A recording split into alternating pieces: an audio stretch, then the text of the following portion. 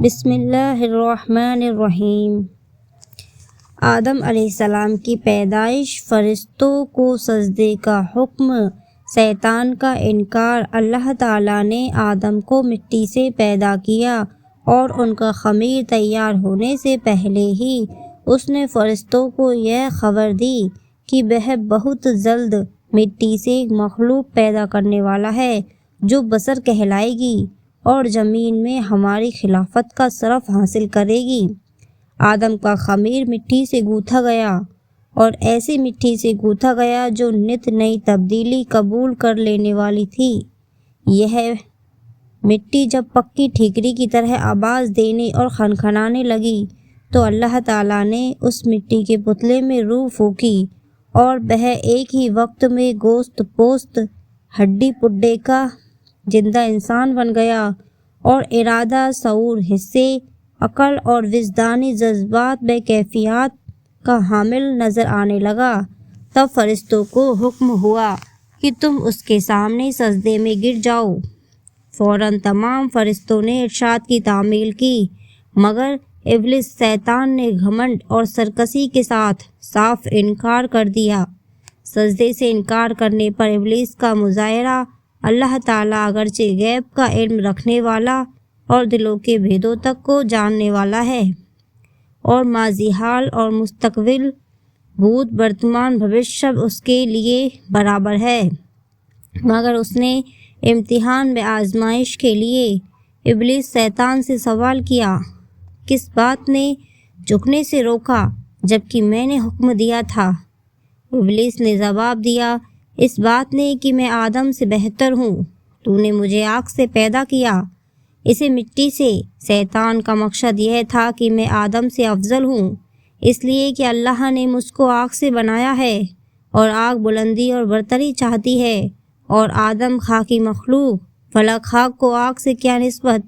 میں تمام حالتوں میں آدم سے بہتر ہوں، اس لیے وہ مجھے سجدہ کرے نہ کہ میں اس کے سامنے سجدہ کروں۔ مگر بدبخت شیطان اپنے گھمنڈ میں چور ہونے کی وجہ سے بھول گیا کہ جب تم اور آدم دونوں اللہ کی مخلوق ہو تو مخلوق کی حقیقت خالق سے بہتر خود وہ مخلوق بھی نہیں جان سکتی۔ وہ اپنے گھمنڈ اور غرور میں یہ نہ سمجھ سکا کہ مرتبہ کی بلندی اور پستی اس گادے کی بنیاد پر نہیں ہے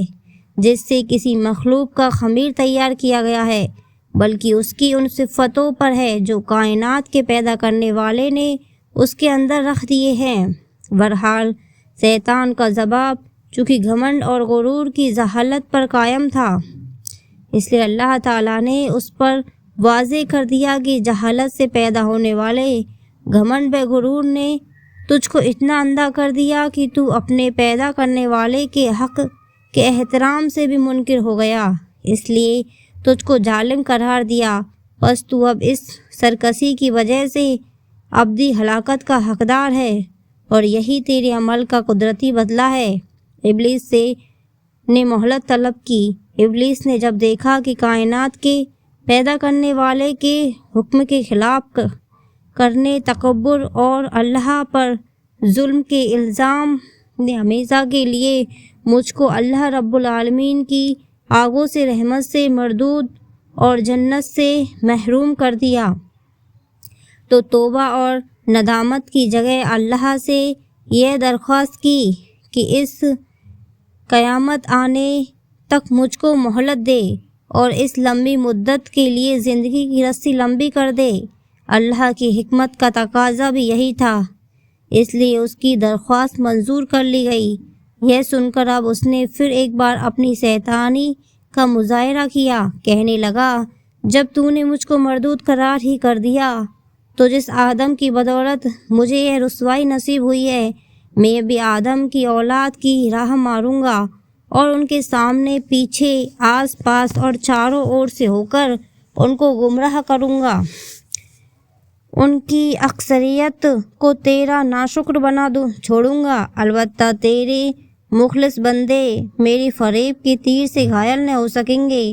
اور ہر طرح محفوظ رہیں گے۔ اللہ نے فرمایا، ہم کو اس کی کیا پرواہ، ہماری فطرت کا قانون مکافات عمل اور پاداش عمل اٹل قانون ہے، بس جو جیسا کرے گا ویسا بھرے گا، اور جو بنی آدم مجھ میں رکدانی کر کے تیری پیروی کرے گا وہ تیرے ہی ساتھ میرے عذاب کا حقدار ہوگا۔ جا اپنی ذلت اور رسوائی اور خراب قسمت کے ساتھ یہاں سے دور ہو، اور اپنی اور اپنے پیروکار کی ابدی لعنت جہنم کا انتظار کر۔